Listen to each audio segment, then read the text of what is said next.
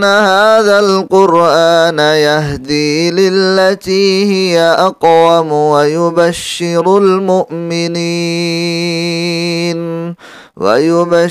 المؤمنين الذين يعملون الصالحات أن لهم أجرا كبيرا وأن الذين لا يؤمنون بالآخرة أعتدنا لهم عذابا أليما ويدعو الإنسان بالشر دعاءه بالخير وكان الإنسان عجولا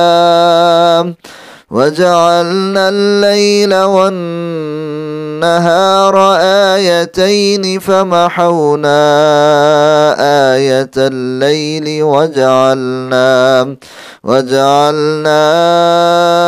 آية النهار مبصرة لتبتغوا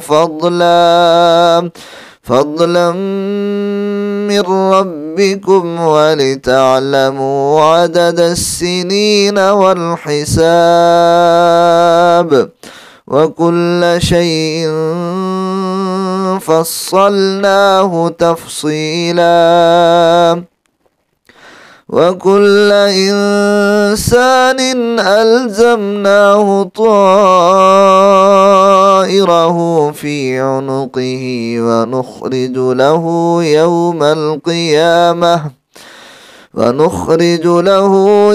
القيامة كتابا يلقاه